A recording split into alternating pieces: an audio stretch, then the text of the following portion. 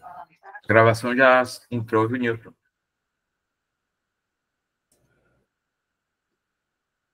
Mais uma vez, boa noite aos irmãos. Vamos dar continuidade à leitura do livro A História da Igreja, do irmão Andrew Miller, no item Os Valdenses. Só lembrando aos irmãos, podem suspender a mãozinha aí se tiver fazer algum comentário. Fiquem à vontade. Os Valdenses. Nossa história, naturalmente, sempre remete à cruzada fatal contra os albigenses no século XIII. Essa região, outrora bela, em alguns aspectos, a província mais rica e civilizada do Império Espiritual de São Pedro, vimos ser despovoada e desolada. Os pacíficos habitantes ousaram questionar os dogmas do Vaticano e a autoridade do sacerdócio, o que era um pecado imperdoável contra a majestade de Roma. Os decretos de Inocêncio, a espada de Montfort, as fogueiras de Arnaldo, a traição de Forquet e a Inquisição de Domingos fizeram seu terrível trabalho. Mas os poderes combinados da Europa, com fogo e espada e masmorras sufocantes, não conseguiram tocar a raiz do que Inocêncio chamou de heresia. O princípio divino e vital do cristianismo estava muito, muito além de seu alcance. A espada pode cortar os galhos e o fogo pode consumi-los, mas a raiz viva está na verdade e graça de Deus, que nunca pode falhar. O espírito do cristianismo é mais forte do que a espada do perseguidor, e o braço no qual a fé se apoia é mais poderoso do que as forças combinadas da terra e do inferno. A fraqueza do papado se manifestou em seus aparentes triunfos em Languedoc.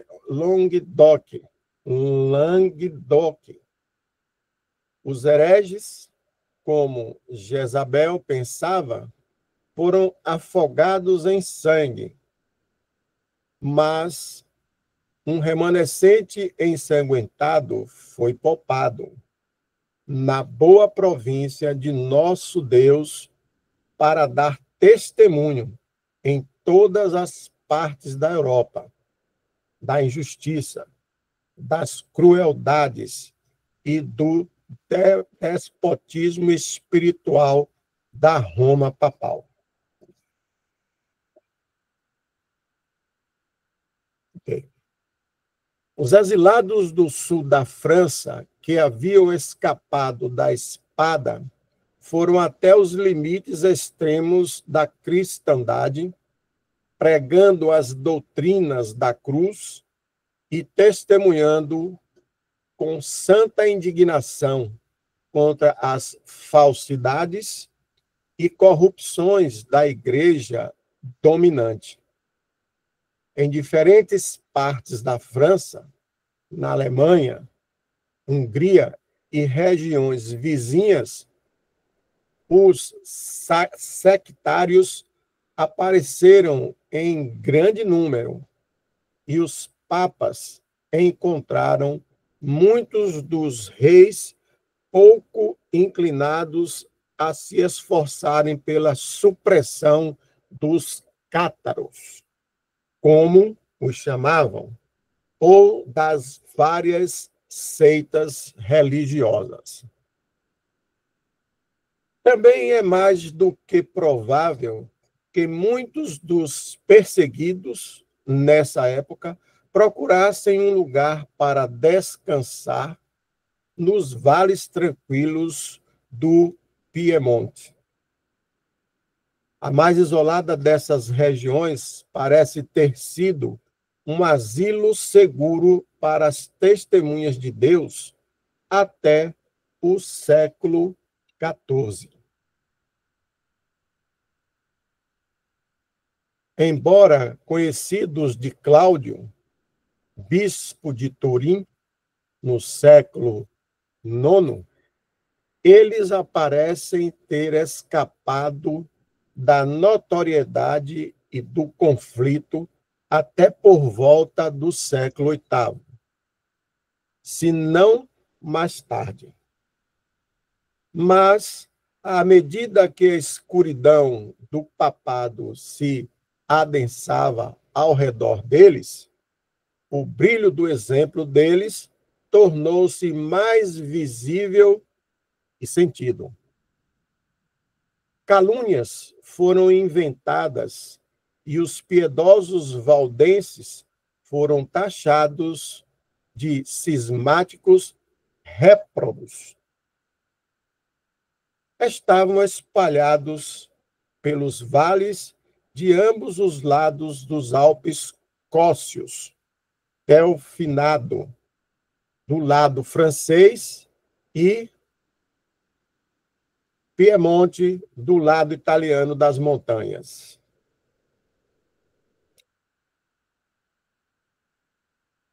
Desde tempos imemoriais, essas regiões alpinas foram habitadas por uma raça de cristãos que continuou a mesma de geração em geração, que nunca reconheceu a jurisdição do pontífice romano e que passou através de todos os períodos da história eclesiástica como um ramo puro da Igreja Apostólica. Mas seus retiros pacíficos, seus lares felizes, sua adoração simples e seus hábitos industriais logo seriam invadidos e desolados pelos inquisidores romanos. A tragédia começa. Do século XV ao presente, sua história é uma narrativa de lutas sanguinárias pela existência, com poucos intervalos de repouso. Muitas vezes eram levados ao desespero, mas a Igreja dos Vales sobreviveu a tudo isso. Como o arbusto em chamas, queimou, mas não foi consumido. Sua fortaleza não era apenas as montanhas alpinas, mas a verdade do Deus vivo. Enquanto o irmão sobe aí, eu vou dar um tempinho para ver se alguém quer fazer algum comentário, algum paralelo.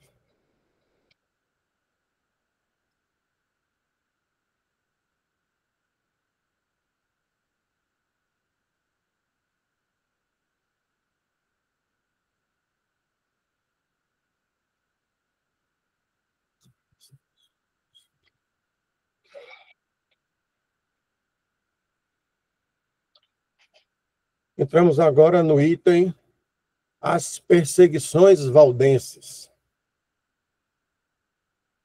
No ano de 1380, um monge inquisidor chamado Francisco Borelli foi nomeado por Clemente VII para procurar os hereges nos vales do Piemonte.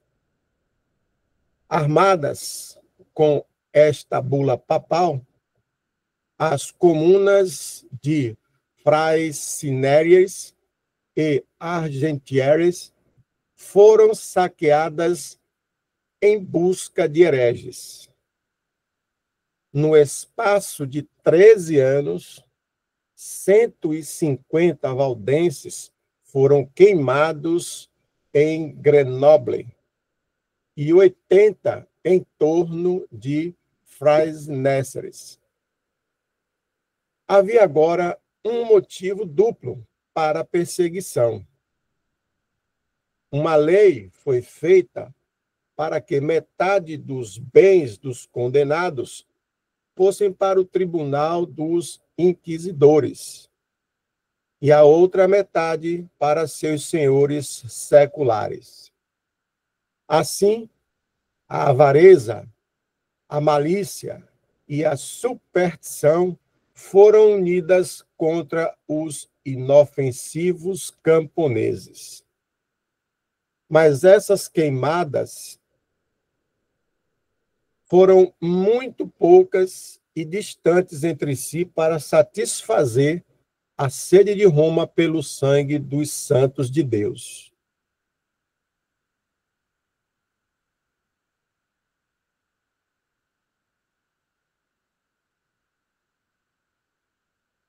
Pode subir?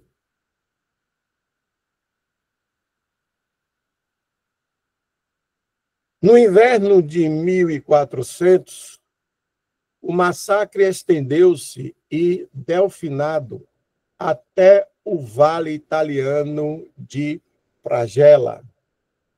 Os pobres, vendo suas cavernas nas montanhas possuídas por seus inimigos, fugiram pelos Alpes. Mas a severidade da estação e o tempo frio das altas altitudes foram fatais para quase todos os que escaparam das mãos da matança. Muitas mães carregavam seus filhos e conduziam pela mão as crianças que já andavam. Mas o frio e a fome rapidamente trouxeram seu alívio. Disse que 180 bebês morreram nos braços de suas mães e logo foram seguidos com outras crianças por suas mães com o coração partido. Nenhuma estimativa pode ser feita do número que pereceu pelas tiranias e crueldades de Roma. Mas o céu não adivinha seu número, nem mesmo seus nomes. Pode subir? Os pais e filhos martirizados têm seu registro e recompensa eterna nos céus, enquanto seus perseguidores tiveram tempo para avaliar sua culpa e sentir sua punição nestes últimos séculos, no lugar de uma desgraça sem esperança. Em alusão a tais cenas, o mais nobre de nossos poetas compôs o seguinte soneto, entre aspas: vinga, ó Senhor, teus santos massacrados, cujos ossos jazem espalhados no frio das montanhas alpinas. Mesmo aqueles que mantiveram a tua verdade tão pura no passado, quando todos os nossos pais adoravam troncos e pedras, não te esqueças. Em teu livro registra seus gemidos. Quem eram as tuas ovelhas? E em seu antigo redil, mortos pelo sangrento piemontês, que rolou mãe com filho para as rochas abaixo. Seus gemidos os vales redobraram para as colinas, e eles ao céu. Seu sangue martirizado de cinzas semeiam sobre todos os campos italianos, onde ainda prevalece o triplo tirano, que destes possa crescer centenas, que tendo aprendido o teu caminho, logo possam fugir da desgraça babilônica. Milton, tradução livre.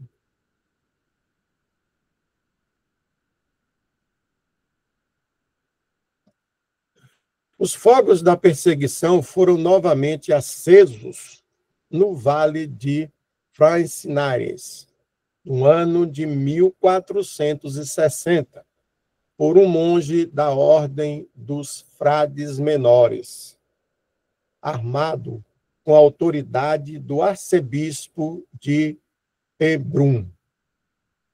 Privados das relações sociais, expulsos de seus locais de culto, cercados de inimigos, eles não tinham recursos, nem refúgio, mas viviam em uma boa consciência para com o Deus vivo. Os inquisidores fizeram seu trabalho cruel. Em Piemonte, o arcebispo de Turim trabalhou incessantemente para promover as perseguições dos valdenses.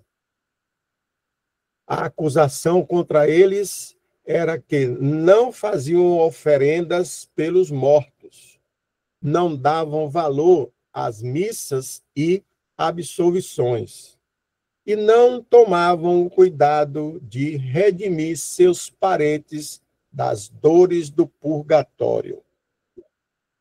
Mas os príncipes de Piemonte, que eram duques de Saboia, não estavam dispostos a perturbar seus súditos, de cuja lealdade, paz e diligência haviam recebido tão...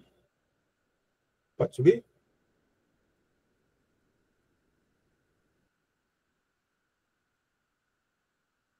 Tão bons relatos. No entanto, todo método que a fraude e a calúnia poderiam inventar foi praticado contra eles.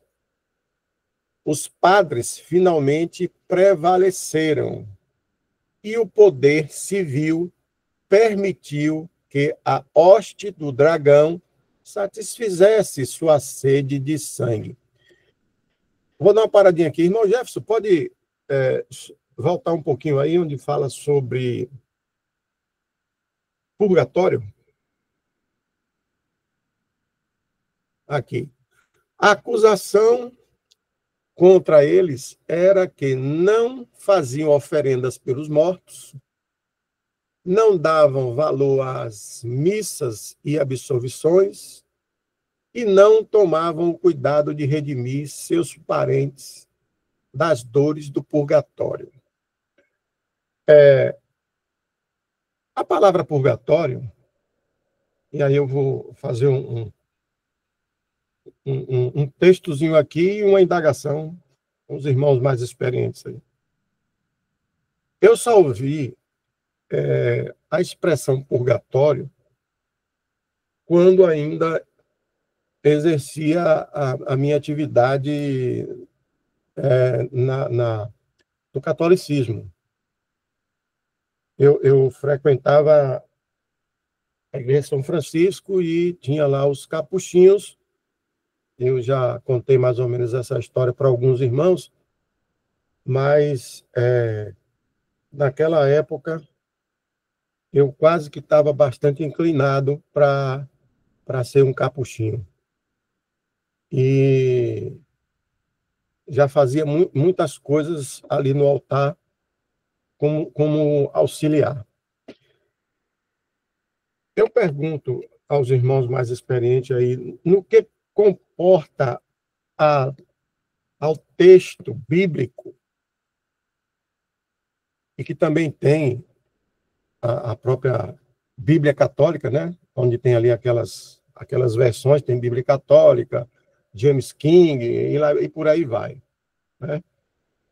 Essa circunstância do purgatório, que até hoje ela é insistida no mundo cristão católico. Até hoje, as ovelhas, vamos dizer assim, que estão ali na denominação do catolicismo, ainda se apegam à expressão purgatório. E aí, dando uma lida em alguns livros, eu fiquei por deveras preocupado, num bom sentido, né, que a gente se preocupa com todo semelhante, sobre essa circunstância da expressão, inclusive o seu significado, que é colocado pela Igreja Católica, no que seria o purgatório. Os irmãos poderiam me dar assim, uma explicação dentro do que fala a Bíblia, a palavra verdadeira, sobre a circunstância do purgatório? Eu não queria colocar o ponto de vista que eu li, até mesmo para poder ouvir primeiro dos irmãos qual é a circunstância. Purgatório hoje ainda é ditada e ainda colocada para as ovelhas do mundo do catolicismo, e que levam isso a sério, né? Levam o purgatório a sério. A história do purgatório uma coisa que, pelo que eu li, não tem assim muita linha de legalidade quanto a nossa palavra, levando em consideração, a partir do momento que aconteceu o arrebatamento, existem aquelas pessoas que morreram lá antes, desde a época de Gênesis, e as que vêm morrendo até hoje. E pelo conceito nosso, aqueles que serão arrebatados e aqueles que não serão arrebatados têm, né, aquela figura da distribuição do espírito e da alma, que já fica com Cristo, e o corpo do pó voltou ao pó, mas o espírito e a alma daquelas pessoas que não estão com Cristo e que já passam a ter um sofrimento. Essa é a circunstância de que nós estamos aprendendo. É o purgatório que eles estão levando em consideração, esse lado esquerdo de quem não está com o espírito e a alma com Cristo? Deram para entender?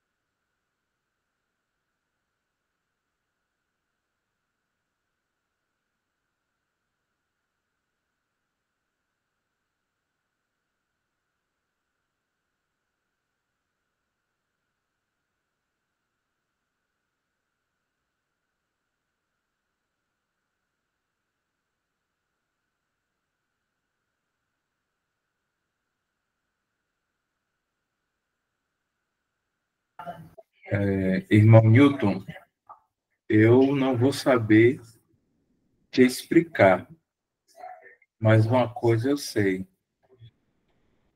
que na caminhada de fé a gente pode nos poupar, né, de saber quando uma coisa não está na sã doutrina e a gente olhar para a verdade. como também a doutrina a má doutrina, né, de o cristão dizimar, o cristão com isso pode perder a salvação, né, que o sistema religioso faz. E na caminhada, mesmo passando também pela Igreja Católica, nessa questão aí dos que você citou também, da Igreja Franciscana, eu posso dizer que é uma doutrina, uma doutrina maligna, né? No mais, eu só posso te falar isso, irmão.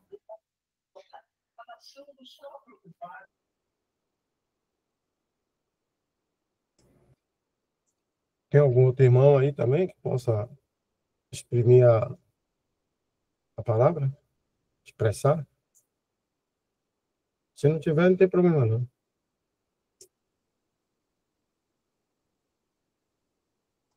Irmão Newton, é exatamente isso aí que o irmão Jefferson falou, né? Não tem na escritura nada sobre purgatório. Então isso é uma invenção dos homens, né, para poder enganar realmente as pessoas, né? Como se fosse uma segunda chance, né? É mais ou menos isso, né? Então a pessoa ainda tem essa chance de ir para o purgatório e resolver aquilo que não foi resolvido em vida. Então isso aí, como o irmão falou, é diabólico, né? E não só essa doutrina, como várias, né, que a Igreja Católica lançou, né, e outras denominações também, né, como não crer na salvação por graça, né, ou fingir que crê na salvação por graça, mas dizer que, mas tem que fazer isso, tem que fazer aquilo. Então é tudo do homem, é tudo diabólico, e são realmente, né, doutrinas de demônios, e fica o tempo todo para atrapalhar, né, a vida do cristão. E também para fazer barganha, né, como a gente viu na história aí, a vida inteira da Igreja Católica, né, você pagar a salvação com dar um terreno, dar dinheiro, não sei o quê, e ainda que vai ter essa chance aí, né, no purgatório, que a alma lá vai ficar purificada, que não sei o quê. Então, as escrituras deixam bem claro, né, a situação, né. Quem morreu sem Cristo vai estar em sofrimento e não tem jeito para ele não vai se purificar, ele não vai melhorar, não tem nada disso, ele já está condenado. Aliás, ele está condenado aqui na terra, antes da morte. É o que está escrito, né? Quem não creu já está condenado. Então, depois que morre, já segue o juízo e não tem mais conversa. É o que está escrito. Mas aí eles vão sempre, né, falsificar a palavra, né, para poder realmente angariar, né, seguidores, né, mais seguidores com as mentiras, né? Como o homem é suscetível à mentira, ao engano, então, quanto mais engano alguém lança, mais seguidores terão.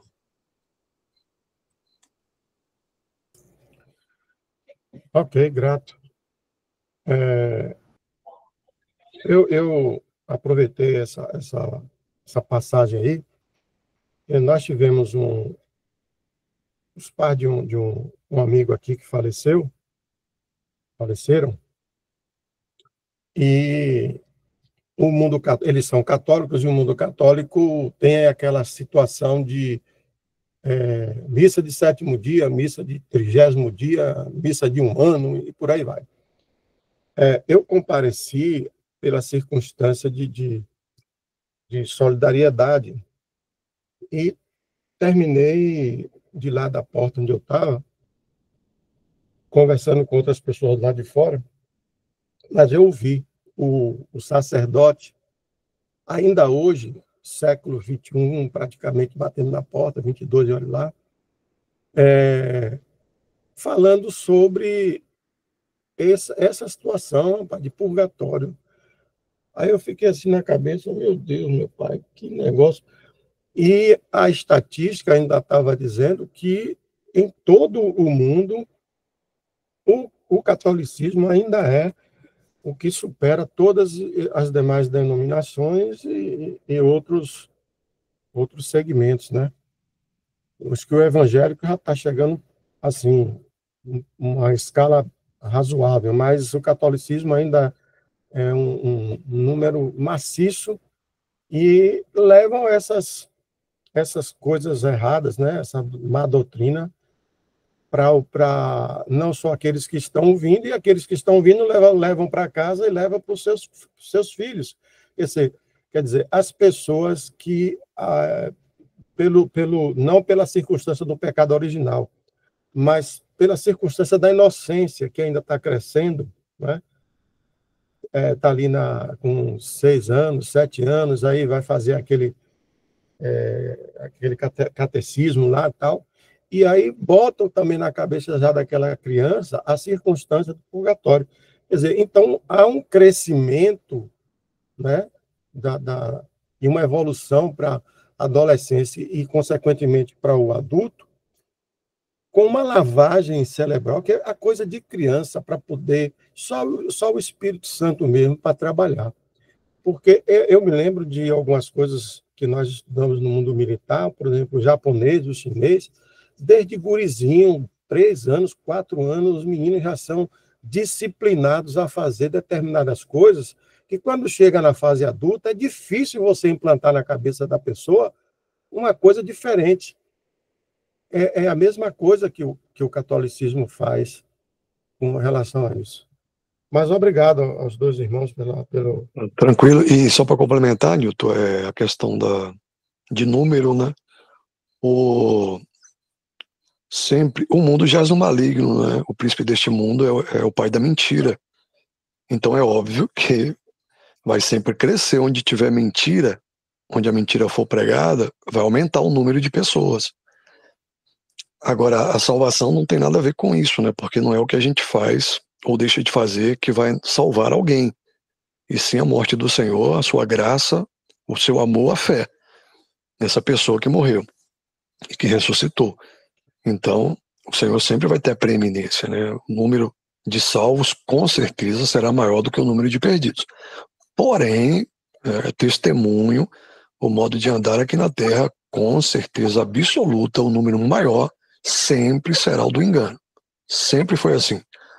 2 tribos ficaram no lugar certo, se não me falha a memória.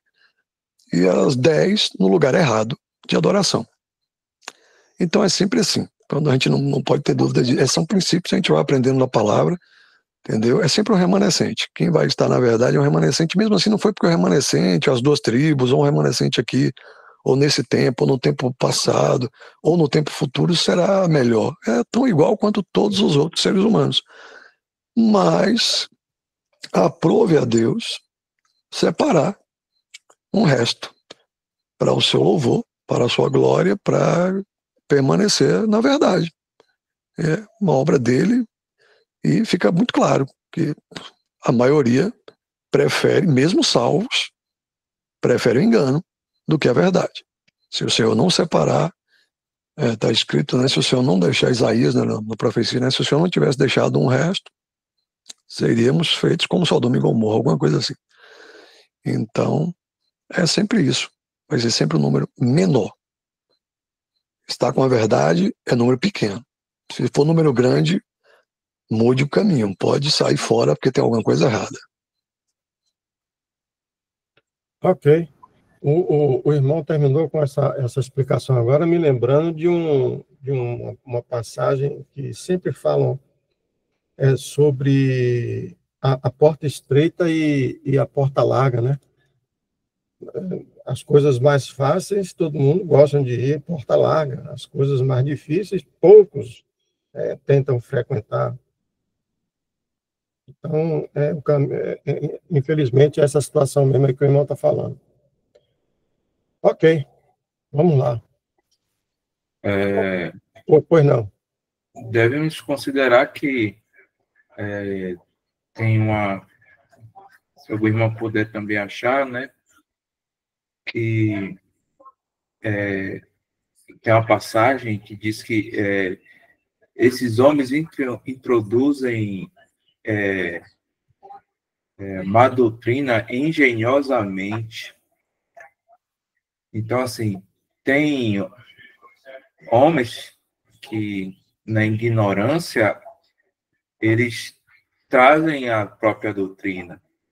Mas aqui nesse caso específico, eu entendo como um sofismo através desses homens energizados por Satanás. Aí eu fiquei querendo saber, além do que é a palavra sofismo, é um pensamento retórico que engana. Aqui é o significado, irmãos. É um pensamento ou retórica que engana, apresentando argumentos falsos com aparência lógica. Aparência lógica. Isso é o significado de sofismo. Mas as coisas de Deus, as coisas do alto, elas são discernidas espiritualmente. Como acontece, não sabemos. Muito santo para isso. Então, eu vejo muitos irmãos falando que, a partir desse ponto que nós lemos sobre essa má doutrina de purgatório, são homens energizados por Satanás. Tão energizado que nós vimos anteriormente, no parágrafo anterior, o quanto de crueldade eles fizeram, né, para defender a hierarquia de poder que a religião tinha naquela época, né? E ainda tem.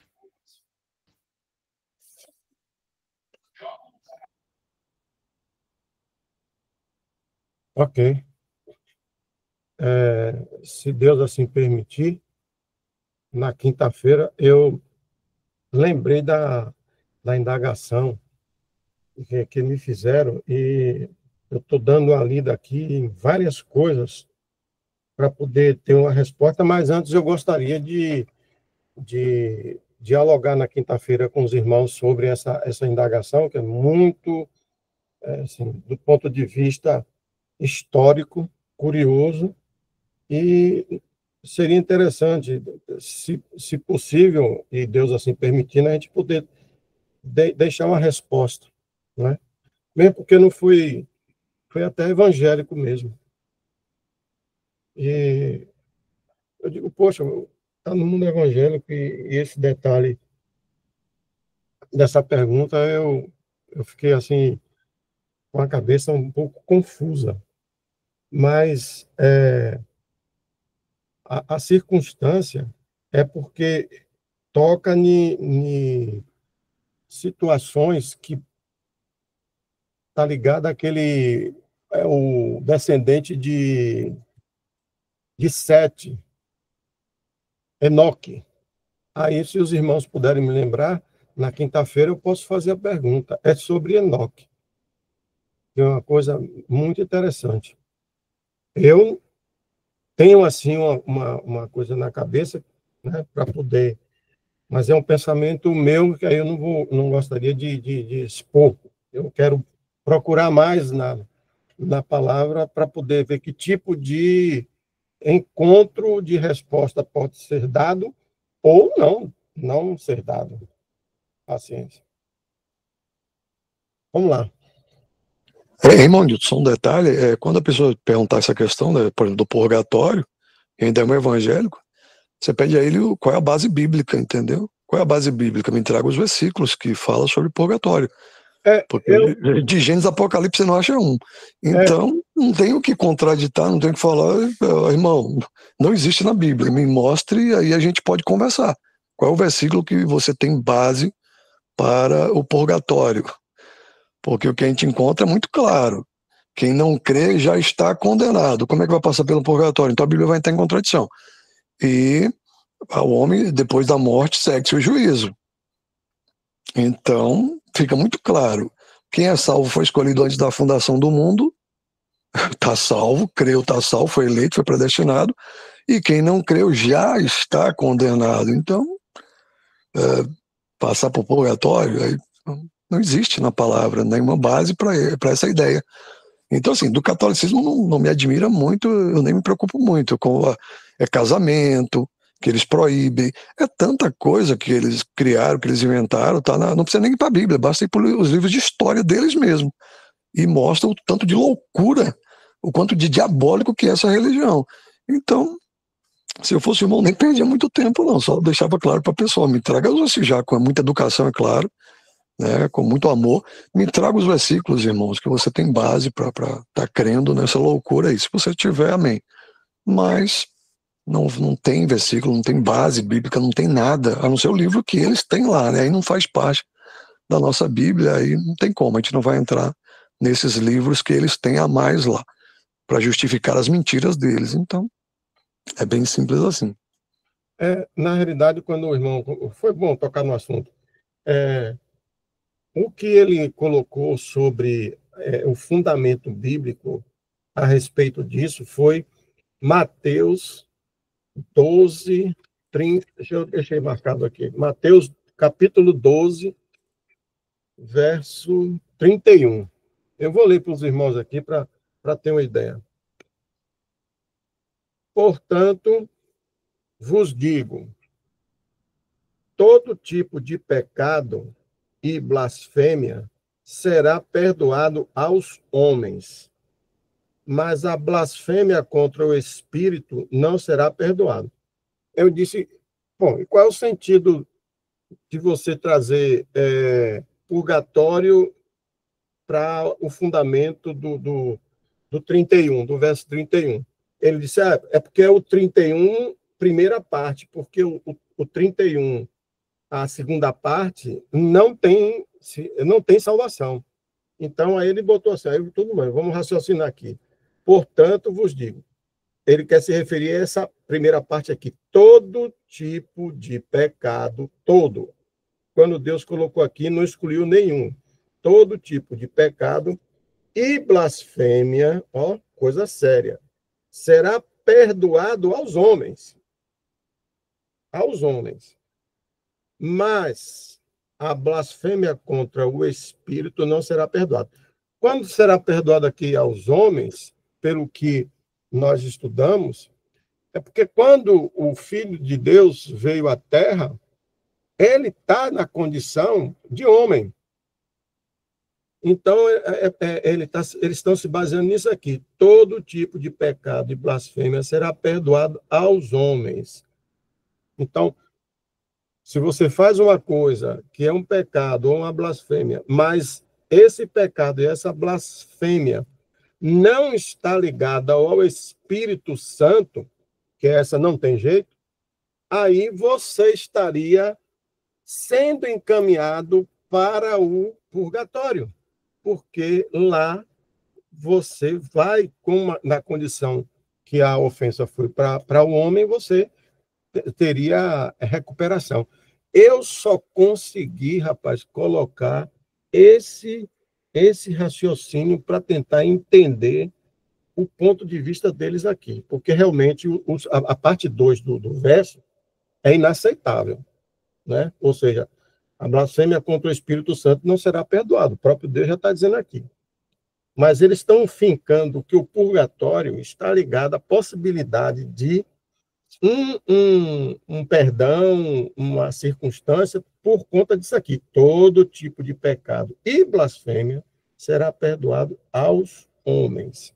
Então, aí vem o sacerdote, que deve dizer com bastante efusão, né? Então, por mais que você comer um pecado assim, assado, mas não foi contra o Espírito, então você vai ao purgatório, vai passar seu tempo, não sei o quê. Eu fiquei imaginando isso, tá entendendo? Não vi, como o irmão falou aí, não vi assim nenhuma outra passagem, né? E eles trazem isso aí como se fosse a possibilidade. Então eu me calei, só orei e aproveitei agora que vi esse purgatório aqui no texto. Aí aproveitei para poder colocar para os irmãos. Entenderam? Eu entendi, assim, é um malabarismo, né, que eles sempre vão fazer. Esse versículo não tem nada a ver com purgatório, está totalmente distante, não faz nenhum sentido, mas eles vão fazer um malabarismo para tentar encaixar algo que não existe, porque eles me inventaram e vão querer justificar, entendeu? Mas não cabe, não faz nenhum sentido, não tem nada a ver com purgatório, está totalmente fora de contexto. Entendeu? Inclusive, a gente tem que ver sempre à luz do contexto, do tempo. Aí é evangelhos, aí Jesus não tinha morrido na cruz, aí não tem Espírito Santo habitando no homem, aí tinha Jesus sendo habitado pelo Espírito Santo e um pecado contra ele. E aí foi dito a essas pessoas que estavam falando dele, Jesus Cristo. Então eu acredito, como eu acredito que o irmão Mário também acredita, ninguém é capaz mais de cometer esse pecado. Esse pecado foi para aquele momento, para aquela situação. Era o Senhor Jesus, usado o próprio Deus homem, o Espírito Santo de Deus, usando Jesus, e eles falando que era Beelzebu. E aí veio essa, se não me falha a memória, essa reprimenda, deixando bem claro para eles que esse tipo de pecado não seria perdoado. E aí outra coisa, em que contexto é de perdão que ele está falando? Está falando de algo administrativo? Está falando de... Porque Jesus era reino, ele veio reinar, estava vindo nesse contexto, não tem nada a ver igreja, não tem nada a ver noiva, não tem nada a ver vida eterna, não tem nada a ver. Aquele é um contexto de reino na terra, Jesus vindo reinar. Então, tudo isso precisa ser bem claro, entendeu? Qual é o contexto disso? Quem é que está falando, quando falou, para quem está se dirigindo, qual era o momento disso? Então, eles querem, é por isso que dá essa confusão, eles sempre pegam o Antigo Testamento e também os Evangelhos e transferem para a igreja no automático, achando que tudo que está escrito ali é para a igreja. E na realidade, quase nada do que está escrito ali é para a igreja. Edificarei a minha igreja, era algo futuro nos Evangelhos.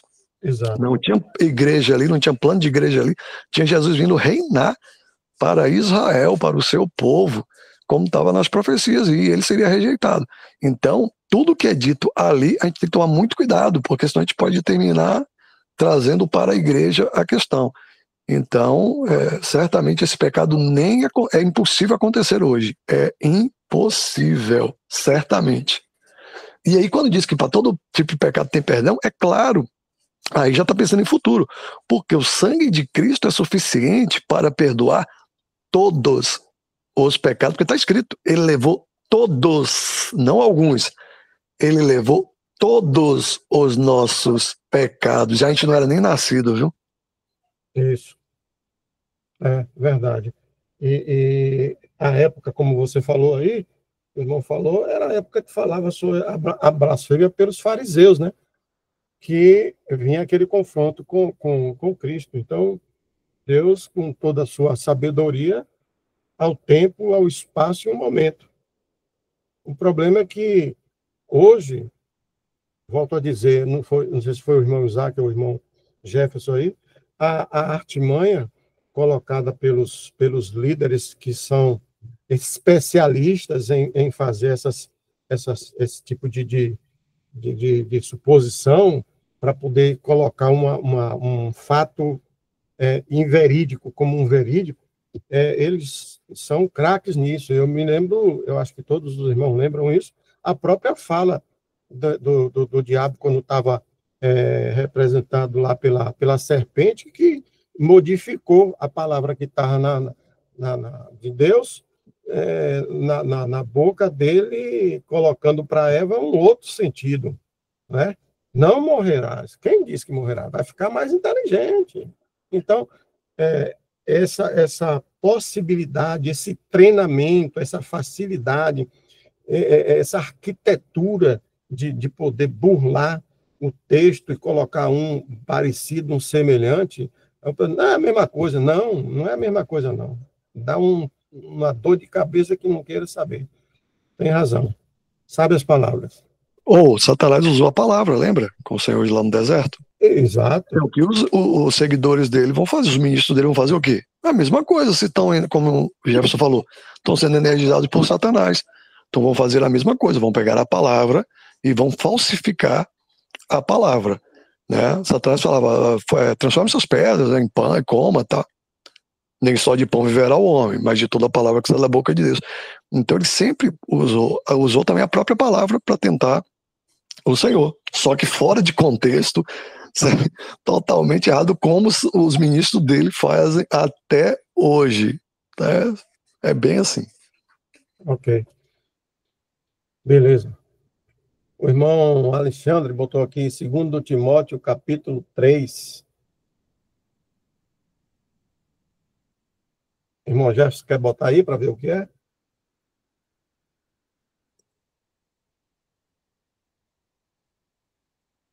Eu vou até ler, ele botou aqui. Repete aí, Newton, por favor. Ele botou aqui.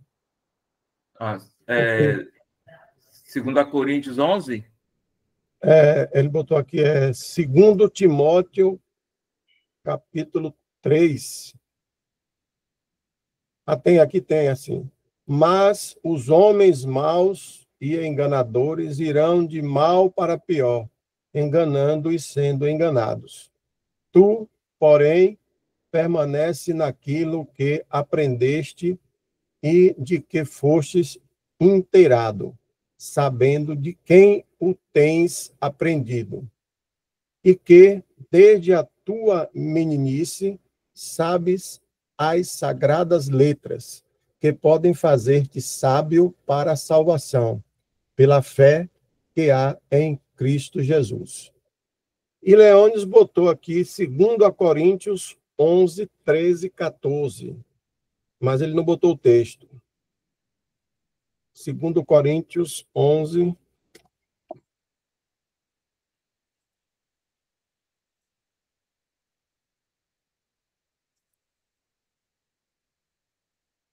2 Coríntios 11, 13 e 14. 2 Coríntios 11, 13. Porque tais falsos apóstolos são obreiros fraudulentos, transfigurando-se em apóstolos de Cristo. E não é maravilha, porque o próprio Satanás se transfigura em anjo de luz. Pura verdade. Ok. Retornando ao texto.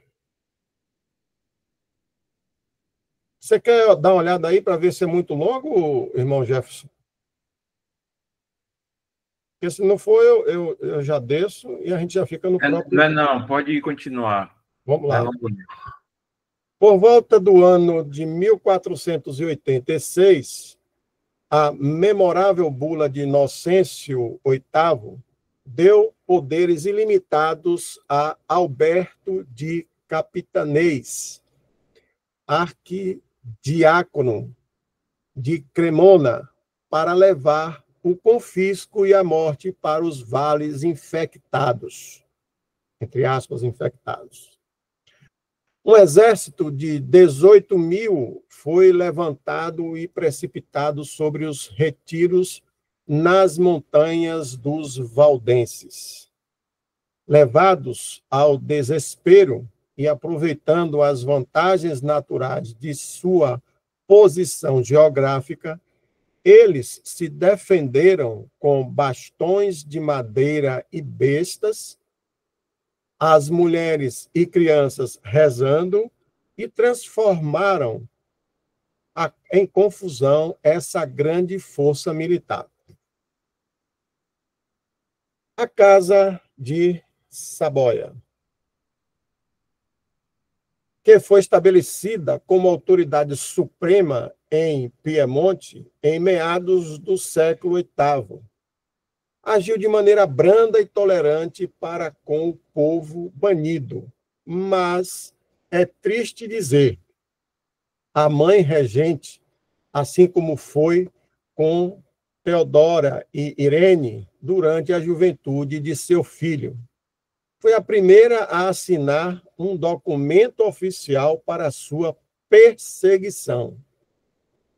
Ela apelou às autoridades de Pinerolo para ajudar os inquisidores a obrigar os hereges a regressar ao seio da igreja. Pinerolo. Mostrando-se uma filha digna de sua mãe Jezabel. Mas não conseguiram que nenhum dos habitantes fosse forçado a retornar aos braços de Roma. A espada foi, então, lançada sobre eles, e logo os riachos dos vales ficaram tingidos com o sangue dos santos. Decretos subsequentes dos filhos foram mais tolerantes. Repetindo. Decretos subsequentes dos filhos foram mais tolerantes. Eles começaram a falar de seus súditos valdenses, não sob a detestável denominação de hereges, mas como religiosos, homens dos vales e vassalos fiéis, a quem eles reconheceram como súditos privilegiados por causa de antigas estipulações. Até então, Roma havia falhado completamente em realizar seu objetivo cruel e demoníaco. Ela havia decidido exterminar esses obstinados oponentes do papado, mas fiéis testemunhas da verdade, e erradicar o nome deles dos vales. Mas é maravilhoso dizer, nem as execuções individuais, nem os massacres indiscriminados, nem a traição secreta, nem a violência aberta puderam prevalecer para a sua extinção. Mas Jezabel continuou tramando, e a tiara e a mitra geralmente mostram-se fortes demais frente à coroa.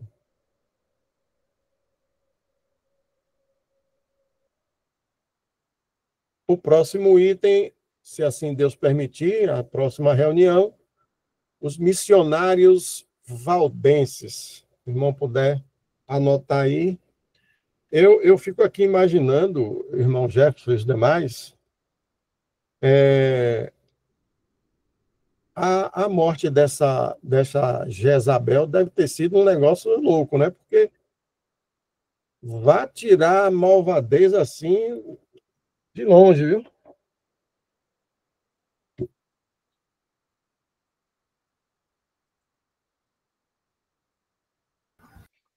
Ok, irmãos? Graças ao Senhor, mais uma leitura hoje. Vou estar aqui tirando a gravação. Irmão Alexandre, tu podes agradecer, irmão?